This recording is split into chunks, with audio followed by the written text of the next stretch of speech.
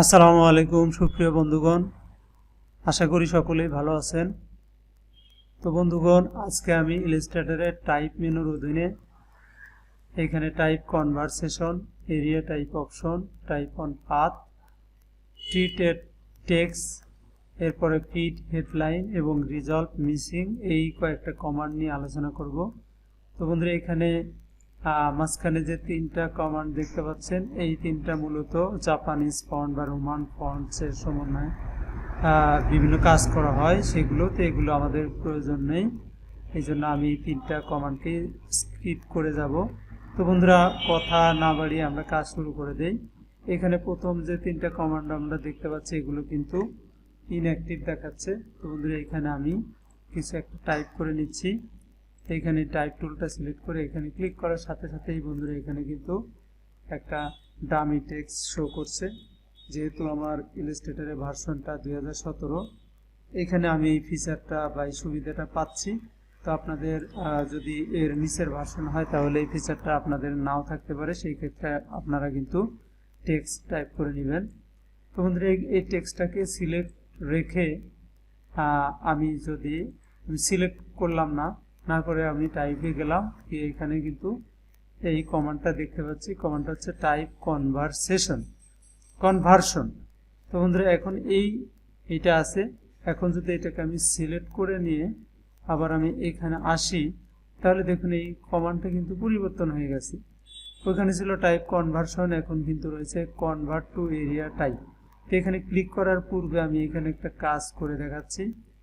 এখানে এই টেক্সটের এই নিচের কোণাতে এখানে মাউস ড্র্যাগ করে যদি আমি এখানে বড় ছোট করি, তাহলে দেখুন টেক্সটের হাইট এবং উইথ এবং সাইজ এগুলো বৃদ্ধি পাচ্ছে। তো এখন আমি এটা রেখে দিয়ে আমি টাইপে গিয়ে এখন যদি এই কমান্ডটাতে ক্লিক করি, তাহলে দেখুন এখানে কিছু পরিবর্তন হয়েছে।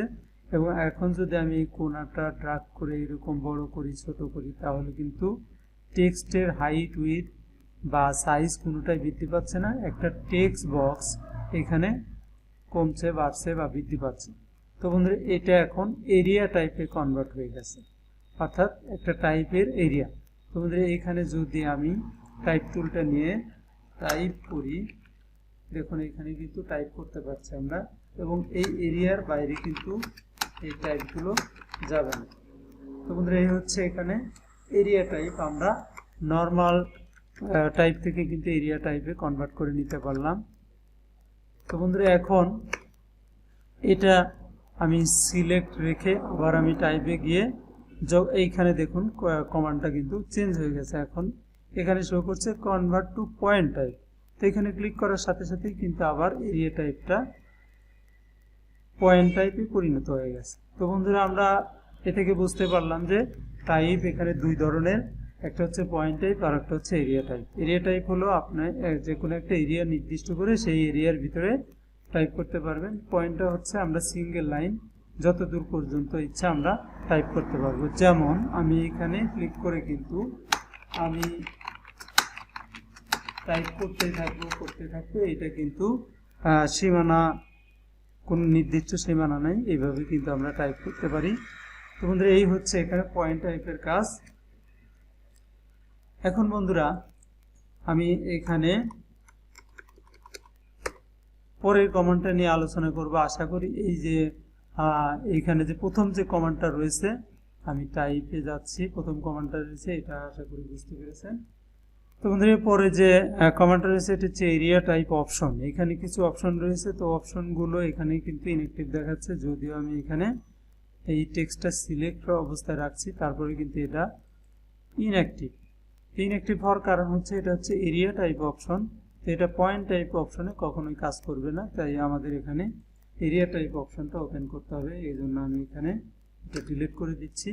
এখান থেকে আমি একটা টেক্সট বক্স নেব। তো এখানে টাইপ টুলটা সিলেক্ট করলাম, আমি একটু ফন্টের সাইজ কমিয়ে দেব। এই জন্য আমি টাইপে যাচ্ছি, টাইপে গিয়ে এখানে সাইজ থেকে এখান থেকে আমি সাইজ দিয়ে দিচ্ছি 14 পিটি। তারপরে এখন আমি এখান থেকে একটা টেক্সট বক্স নিয়ে নিচ্ছি। তো দেখুন এখানে কিন্তু অনেকগুলো ডামি টেক্সট চলে আসছে। তো বন্ধুরা, এখানে এই ডামি টেক্সটটা নেওয়ার পরে এটাকে সিলেক্ট অবস্থায় রেখে এখন যদি আমি টাইপ এই কমান্ডে যাই, দেখুন এখানে কিন্তু এরিয়া টাইপ অপশনটা এখানে কিন্তু অ্যাক্টিভ হয়ে গেছে। এখন আমি এখানে ক্লিক করলে আমাদের সামনে একটা ডায়লগ বক্স চলে আসবে। এই ডায়লগ বক্সে অনেক কিছুই রয়েছে, তো আমরা পর্যায়ক্রমে সবগুলো দেখার ট্রাই করব। প্রথমে যে উপরে যে অপশনটা রয়েছে উইথ এবং হাইট, এটা হচ্ছে এরিয়া। এই যে টেক্সট বক্সটা তৈরি হয়েছে, এখানে আমরা কিন্তু উইথ এবং হাইটকে মডিফাই করতে পারবো। তো চলুন, এখানে কিন্তু আমরা কিবোর্ডের সাহায্যে এটাকে বাড়াতে কমাতে পারি, আবার কিন্তু এখানে আপ অ্যারো ডাউন অ্যারো এগুলো কিন্তু দেওয়া রয়েছে। এগুলো ক্লিক করে আমরা বাড়াতে কমাতে পারি, আবার এখানে টাইপ করেও দিতে পারি। তো বন্ধুরা, এইখানে আমরা আপ অ্যারোতে ক্লিক করছি। ক্লিক করার পরে এখানে পরিবর্তন আমরা দেখতে পাচ্ছি না, কারণ আমরা নিচে প্রিভিউতে কিন্তু ক্লিক করে দেইনি। তো প্রিভিউতে ক্লিক করার পরে এখানে আমি একটু এখানে ক্লিক করছি। দেখুন এখানে কিন্তু উইথটা বৃদ্ধি পাচ্ছে, টেক্সট বক্সের উইথটা বেড়ে যাচ্ছে। তা আমি আর একটু বাড়িয়ে নিচ্ছি। এখানে যতই আমি এখানে ক্লিক করছি এটা বেড়ে যাচ্ছে, এবং নিচে যদি ক্লিক করি তাহলে এটা কমবে, এবং এইভাবে আমরা বাড়াতে কমাতে পারি। আশা করি বুঝতে পেরেছেন। তো বন্ধুরা, এখন আমরা একটু হাইটটা বাড়িয়ে দিই। এখানে যদি আমি হাইটে ক্লিক করি, দেখুন এখানে কিন্তু হাইটটাও বৃদ্ধি পাচ্ছে। এখানে পূর্বের হাইট ছিল এই যে এই লাইনটা দেখতে পাচ্ছি, পরের হাইটটা এই পর্যন্ত বৃদ্ধি পেয়েছে। এই হচ্ছে এখানে হাইট উইথ কমানো বা বাড়ানোর অপশন। তো বন্ধুরা, এটা আমি একটু কমিয়ে দিচ্ছি, উইথটাও আমি একটু কমিয়ে দিচ্ছি। ওকে, তাহলে আশা করি উইথ হাইট কিভাবে এখানে কমানো বাড়ানো যায় সেটা বুঝতে পেরেছেন। এখন আমরা পরের কমান্ডে চলে আসি। এখানে আছে রো এবং কলাম। তো বন্ধুরা, এখানে আমরা অন দেখতে পাচ্ছি, কারণ এখানে একটাই রো এবং একটাই কলাম রয়েছে। তো আমি এখানে যদি রোতে বাড়িয়ে দেই, এখানে তিনটা রো তৈরি করলাম। দেখুন এখানে মাঝখানে গ্যাপ তৈরি হয়েছে, তার মানে তিনটা রো এখানে তৈরি হয়েছে। এখন আমরা কলামও একইভাবে বাড়াতে পারবো। তো বন্ধুরা, এখানে যদি আমি বাড়িয়ে দেই, তিনটা এখানে কলাম কিন্তু তৈরি হয়ে গেছে। এখন আমরা চলে আসবো নিচে। এখানে রো এর অধীনে রয়েছে স্প্যান। তো স্প্যানটা কি? স্প্যান হচ্ছে এই যে আমরা রো গুলো তৈরি করেছি, এই রো এর হাইট বৃদ্ধি পাবে বা রো এর জায়গা বৃদ্ধি পাবে। এখন যদি এখানে আমি স্প্যানটাকে বাড়িয়ে দেই, দেখুন এখানে রো কিন্তু বড় হচ্ছে, রো এর যে হাইট সেটা বৃদ্ধি পাচ্ছে। এখন যদি কলামের অধীনে আমি এটাকে বৃদ্ধি করি, তাহলে কিন্তু কলামের উইথটা বৃদ্ধি পাচ্ছে। এবং আরেকটা মজার বিষয় হচ্ছে, যখন রো হাইট বৃদ্ধি পাচ্ছে, কলামের উইথ বৃদ্ধি পাচ্ছে, তখন কিন্তু এই যে অন্যান্য কলাম থেকে টেক্সটগুলো অটোমেটিক্যালি যে কলামগুলো বড় হচ্ছে বা রো বড় হচ্ছে, সেখানে কিন্তু ফিল আপ হয়ে যাচ্ছে। আশা করি বিষয়টা বুঝতে পেরেছেন। তো বন্ধু, এরপরে আমরা দেখব গাটার। গাটারটা কি? গাটার হচ্ছে এখানে যে আমাদের কলাম এবং রো এর ভিতরে যে গ্যাপগুলো আছে বা স্পেসিং রয়েছে সেটা।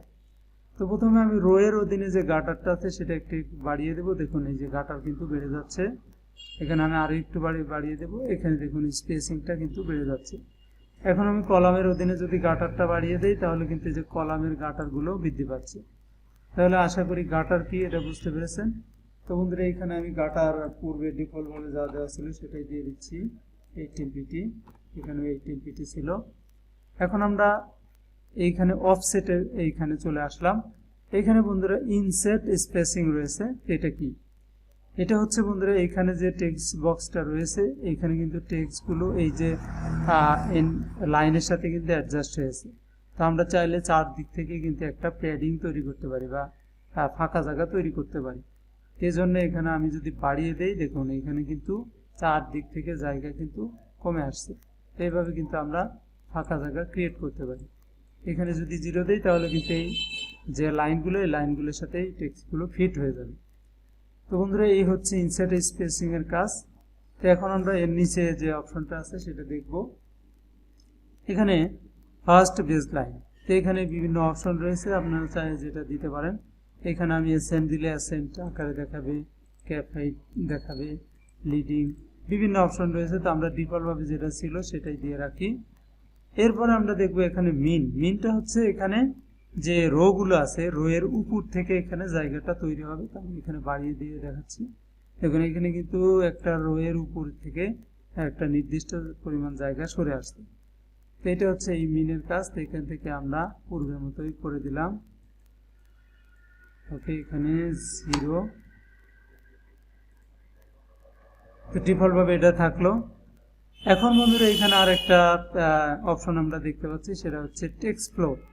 টেক্সট ফ্লো এর কাজটা কি? তো বন্ধুরা এখানে যদি আমরা এখানে ক্লিক করছি, এখানে ক্লিক করলে কিছু পরিবর্তন আমরা দেখতে পাবো। এখানে যদি আমরা ক্লিক করি, ধরুন এটা প্রথম বক্স, এখানে যে লেখাগুলো আছে তারপরের লেখাগুলো এই বক্সে থাকবে এবং তারপরের লেখাগুলো এইভাবে অর্থাৎ রো ওয়াইজ কিন্তু এটা শো করবে। এখন যদি আমি এখানে ক্লিক করি তাহলে এটা কলাম ওয়াইজ শো করবে। এটা হচ্ছে এখানে টেক্সট ফ্লো এর কাজ। তো আশা করি বুঝতে পেরেছেন। এখানে কিন্তু আমি যখন এখানে ক্লিক করছি তখন এইখানে যে এই ওয়ার্ডটা এটা কিন্তু এই পাশে চলে আসছে এবং তারপরে সিরিয়ালটা এইদিকে যাচ্ছে, মানে ফ্লোটা এইদিকে হচ্ছে। আবার এখানে যদি ক্লিক করি তাহলে ফ্লোটা এইদিকে হচ্ছে, মানে এই দিক থেকে শুরু করে এইদিকে এখানে চলে আসছে। তো বন্ধু আশা করি এই যে কমান্ডটা এরিয়া টাইপ অপশন, এই অপশনের কাজটা বুঝতে পেরেছেন। তো আমি এখানে যদি ওকেতে প্রেস করি যতগুলো কাজ করেছি সেগুলি সেভ হবে, ক্যান্সেল দিলে এগুলো কোনোটাই সেভ হবে না। তো এখানে আমি ক্যান্সেলে ক্লিক করে দিচ্ছি। এরপরে বন্ধুরা আমরা পরের টাইপটা একটু দেখার ট্রাই করি। এখানে আছে টাইপ অন পাথ। তো বন্ধুরা আমরা এখন এটা ডিলিট করে দিয়ে আমরা টাইপ অন পাথের কাজটা দেখব। এজন্য বন্ধুরা আমরা প্রথমে একটা ইলিপস ড্রয়িং করে নেব। এখান থেকে একটা ইলিপস ড্রয়িং করে নিলাম। এখন এখানে আমি ফিল কালারটা অফ করে দিয়ে স্ট্রোক কালারটা অন করে দিলাম। তো বন্ধুরা এখন আমি এই ইলিপসটাকে দুই ভাগে ভাগ করব সিজার টুলের সাহায্যে। এখানে আমি কেটে দিলাম এবং এখানেও আমি কেটে দিলাম। তাহলে এটা এখন দুই ভাগে ভাগ হয়ে গেছে। আমি একটু স্পেসিং তৈরি করে নিচ্ছি, এটাকে নিচে নামিয়ে দিচ্ছি। তো বন্ধুরা এখানে কিন্তু আমরা দুইটা পাত পেলাম, একটা উপরের দিকে আর একটা নিচের দিকে। এরপরে আমি আর একটা পাত আমি পেন টুলের সাহায্যে তৈরি করে নেব। এখান থেকে আমি একটা বাঁকা পাত এখান থেকে তৈরি করে নিচ্ছি, আঁকা বাঁকা। এই হচ্ছে আমাদের পাত। তো বন্ধুরা এখন আমি একটা পাত সিলেক্ট করে এখন টাইপের মেনুতে গিয়ে আমি দেখি কমান্ডটা অ্যাক্টিভ হয়েছে কিনা। হয় নাই। না হওয়ার কারণ হলো আমরা পাত তৈরি করেছি কিন্তু এখানে কিন্তু কোনো টাইপ এখনো করি নাই, এই কারণে এখানে ইনঅ্যাক্টিভ দেখাচ্ছে। তো বন্ধুরা এখানে আমি এই পাতটাকে সিলেক্ট করে আমি এখানে টাইপ অন পাত টুলটা অ্যাক্টিভ করে নিচ্ছি। তো বন্ধুরা এখানে একটা কথা এটা মনে রাখবেন যে কোনো পাত যদি এরকম উপরের দিকে বাঁকা থাকে তাহলে আমাদের অবশ্যই লেফটে ক্লিক করতে হবে, তাহলে এই লেখাটা কিন্তু এই পাতের সাথে অ্যাডজাস্ট হয়ে বসবে। তো আমি এখানে লেফটে ক্লিক করে দেখাচ্ছি। তোমাদের এখানে ক্লিক করার সাথে সাথেই কিন্তু লোরেল ইপসামের যে ডামি টেক্সটটা সেটা চলে আসবে। আমি এখানে ক্লিক করছি, দেখুন এখানে কিন্তু অটোমেটিক্যালি টেক্সটটা চলে আসছে। তো এখানে আমি একটু ফন্ট সাইজ বাড়িয়ে দেই। ওকে, এখানে কিন্তু এইভাবে টেক্সটটা সুন্দরভাবে কিন্তু শো করছে। তো বন্ধুরা আমি একটু কন্ট্রোল জেড প্রেস করে আমি পূর্বের অবস্থানে চলে যাচ্ছি।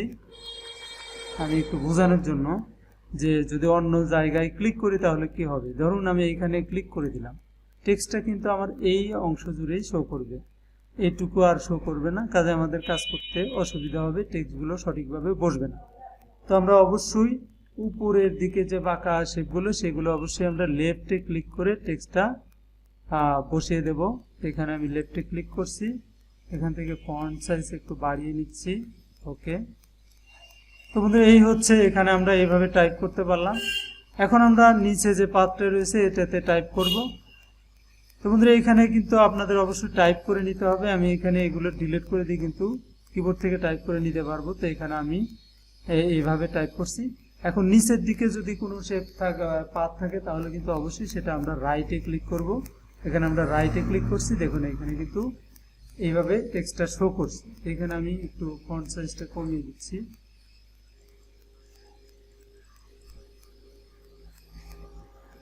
আমি এখানে কন্ট্রোল জেড প্রেস করছি। আমি আবারও পাতটাকে সিলেক্ট করে এখানে আমি ফন্ট সাইজ একটু কমিয়ে নেব, টাইপ থেকে সাইজ সেখান থেকে আমি 14 পিটি দিয়ে আমি আবার টাইপ ফন্ট পাত সিলেক্ট করে এখানে ক্লিক করছি। দেখুন এখন কিন্তু সম্পূর্ণ ফন্টটা এখানে চলে আসছে। তো আমি এখান থেকে ফন্টটা একটু বাড়িয়ে দেব। ওকে, তো তো বন্ধুরা এইভাবে আমরা টাইপ অন পাথের উপর টাইপ করতে পারি। এখন আমি এইখানে এটাকে একটু বাড়িয়ে দিচ্ছি। এখানে আমি আরো কিছু কাজ দেখাবো। তো বন্ধুরা এখানে আমি প্রথমে ক্যারেক্টার অপশন থেকে সবগুলো লেটারকে অল ক্যাপস করে নিচ্ছি, বড় হাতের অক্ষরে পরিণত করে নিচ্ছি। এখানে আমি একটু বাড়িয়ে দিই যাতে টেক্সটটা সুন্দর দেখা যায়। এখন বন্ধুরা এখানে আমরা এটাকে সিলেক্ট করে যদি এখন টাইপে যাই, দেখুন এখন কিন্তু টাইপ অন পাথ যে কমান্ডটা সেটা কিন্তু অ্যাক্টিভ হয়েছে। তো বন্ধুরা এখন এইখানে ডিফল্ট ভাবে শো করছে রেইনবো। এখন আমরা এই অপশনগুলো একটু চেক করে দেখব। এখানে স্কিউতে ক্লিক করলে দেখুন টেক্সটগুলো এইভাবে শো করছে। এরপরে আমি এখানে থেকে ক্লিক করব 3D রিবন। দেখুন এখানে কিন্তু টেক্সটগুলো ভিন্ন রকম হয়ে গেছে। এরপরে আমি এখান থেকে ক্লিক করে দেব স্টেপ। এখানে দেখুন যেখানে যেখানে বাঁকা টেক্সট মানে লেটারগুলো ভেঙে ভেঙে এইভাবে কিন্তু শো করছে।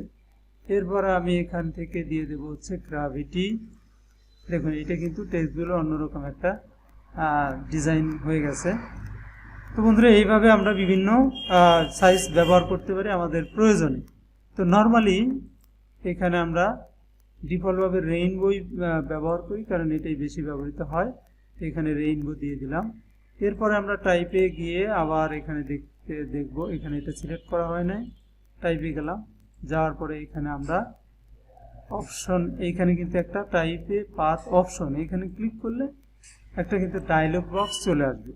তো বন্ধুরা এখানে আমরা এফেক্টের কাছে যদি যাই তাহলে কিন্তু এই যে কিছুক্ষণ আগে যে কমান্ডগুলো দেখলাম সেগুলোই কিন্তু এখানে আবার দেওয়া রয়েছে। এগুলো আমরা দেখেছি, এগুলো আর এখানে দেখবো না। এখানে রেইনবো থাকবে, কিন্তু এখানে যে পরের যে অপশনটা এটা কিন্তু খুবই গুরুত্বপূর্ণ। এখানে 4টা অপশন রয়েছে। প্রথমটা হচ্ছে অ্যাসেন্ডার। এটাতে ক্লিক করলে কি হয় দেখুন, প্রিভিউতে ক্লিক করে দেই, টেক্সটটা কিন্তু এই যে পাথ আছে তার নিচে শো করছে।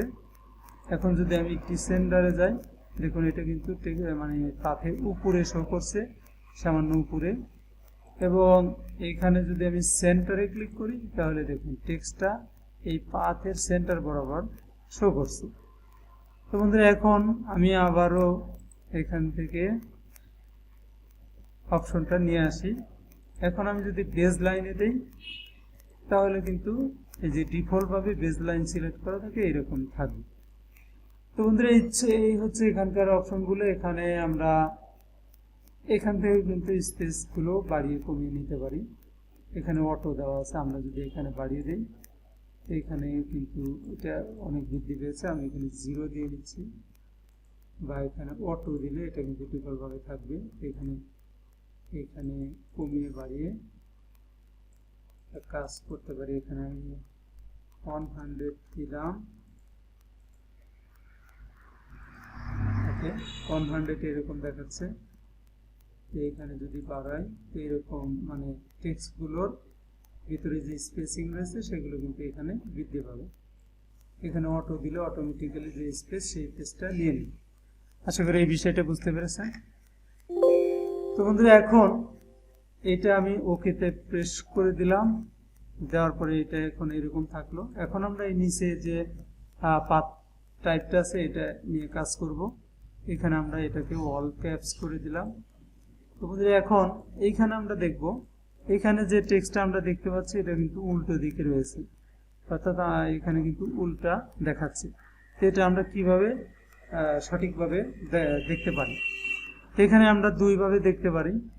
দেখুন এখানে কিন্তু এইখানে একটা অ্যারো চিহ্ন রয়েছে, এবং আমরা এখানে ক্লিক করে এখানে অ্যারো চিহ্ন দেখতে পাচ্ছি, এখানেও কিন্তু অ্যারো চিহ্ন দেখতে পাচ্ছি। তো আমরা এই অ্যারো চিহ্নতে ক্লিক করে আমরা যদি ভিতরের দিকে নিয়ে যাই তাহলে টেক্সটটা কিন্তু এখান থেকে হচ্ছে না। আমি এটা ধরছি, এখানে ক্লিক করে মাউস ড্র্যাগ করে যদি আমি ভিতরের দিকে নেই তাহলে ভিতরের দিকে এখানে আসার কথা। এখানে আমি ডিরেক্ট সিলেকশনটা সিলেক্ট করছি। এখন আমি এটাকে মাউস ড্র্যাগ করে ভিতরের দিকে নেব।